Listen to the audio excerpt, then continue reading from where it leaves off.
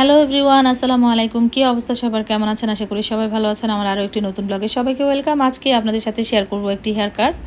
আর এই হেয়ার কাটটা করা হবে ভি শেপে।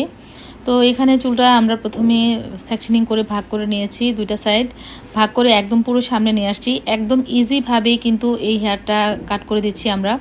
এইভাবে কাটলে কিন্তু খুব ইজিভাবে ভি শেপ হয়ে যায়।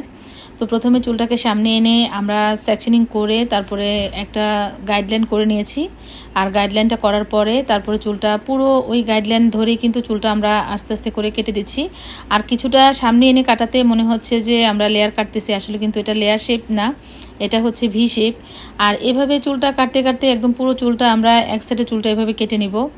তো একদম ইজিভাবে কিন্তু এই হেয়ার কাটটা করা যায়। বিশেষ করে যারা বিগিনার আপুরা আসো, তারা যদি এই টেকনিকটা ফলো করো তাহলে ইজিভাবে ভি শেপ কাটটা তোমরা দিয়ে দিতে পারবা।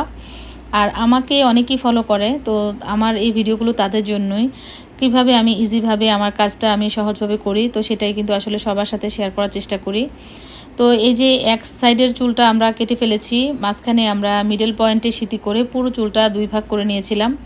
দুই ভাগ করে নেওয়ার পরে চুলটাকে আমরা সামনে নিয়ে কাটার পরে দেখেন পুরো এক সাইড একদম ভি শেপ অলরেডি চলে আসছে। তো এইভাবে আসলে চুলটা কাটলে চুলটা দেখতে যেমন সুন্দর লাগে আর খুব কম সময়ে ইজিভাবে ইজি টেকনিকে চুলটা কাটা যায়।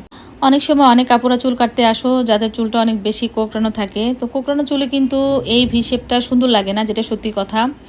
যদিও চুলটা আমরা স্ট্রেট করে কেটে দিই, তারপরে যখন চুলটা আবার কোঁকড়ে যায় তখন কিন্তু ওই চুলে কাটটা সুন্দর লাগবে না। আর এই চুলটা সবসময় একটু স্ট্রেট চুলেই কাটলে বেশি ভালো লাগে। ইউ শেপ ভি শেপ যখন একটু স্ট্রেট থাকে চুলটা, ওই চুলে দেখতে বেশি সুন্দর লাগে, ভালো লাগে। তো খুব সহজভাবে অল্প সময়ের ভিতরে কিন্তু এই চুলটা কাটা যায়। তো আমি কিন্তু এই যে চুলটা দেখতে পাচ্ছেন, অল্প সময়ের ভিতরে কিন্তু চুলটা কেটে নিয়েছি।